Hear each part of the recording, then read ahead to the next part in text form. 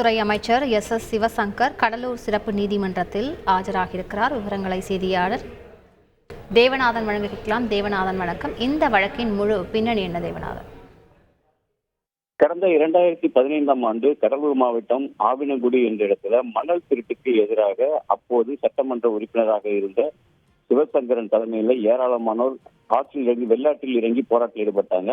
அப்பொழுது அங்கு இருந்த ஜேசிபி இயந்திரம் மற்றும் லாரி உள்ளிட்ட வாகனங்கள் அடித்து உடைக்கப்பட்ட நிலையில அப்பொழுது தடியடி நிறுத்தி போலீசார் அந்த கூட்டத்தை கலைச்சாங்க.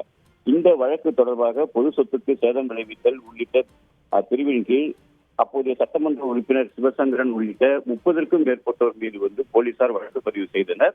இந்த வழக்கு விசாரணையானது கடலூர் நீதிமன்றத்துல நடைபெற்று வந்த நிலையில தற்போது அமைச்சராக உள்ள அமைச்சர் சிவசங்கரன் இன்று இந்த வழக்கு தொடர்பாக கடலூர் அந்த சிறப்பு நீதிமன்றத்துல எம்பி எம்எல்ஏக்கள் மீதான வழக்கு விசாரணைக்கு உட்படுத்தப்படும் சிறப்பு நீதிமன்றத்தில் ஆஜரானாரு.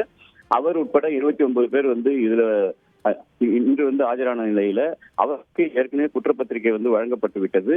இன்று சாட்சிகள் விசாரிக்கப்படும் என்று இருந்த நிலையில இந்த வழக்கு விசாரணையானது வரும் 25ஆம் தேதிக்கு நீதிபதி ஒத்திவைத்தார். அதனைத் தொடர்ந்து செய்தியாளர்களை சந்தித்த சிவசங்கரன் அதாவது ஆம்னி பேருந்துகள் வெளி மாநில பதிவெண் கொண்ட ஆம்னி பேருந்துகளுக்கான கால அவகாசம் ஏற்கனவே பலமுறை வழங்கப்பட்டு விட்டது. தற்போதும் விடுமுறை நாட்கள் 3 நாட்கள் தொடர் விடுமுறை என்பதால் அவர்களுக்கான கால அவகாசம் 17ஆம் தேதி வரை நீட்டிக்கப்பட்டுள்ளது. கண்டிப்பாக செவ்வாய்க்கிழமைக்கு பிறகு வெளி மாநில பதிவெண் கொண்ட வாகனங்கள் தமிழகத்தில் ஓடினால் அவை பறிமுதல் செய்யப்படும் என தெரிவித்தார். விவரங்களுக்கு நன்றி தேவநாதன். செய்திகளை உடனுக்குடன் தெரிந்து கொள்ள உடனே சப்ஸ்கிரைப் பண்ணுங்க.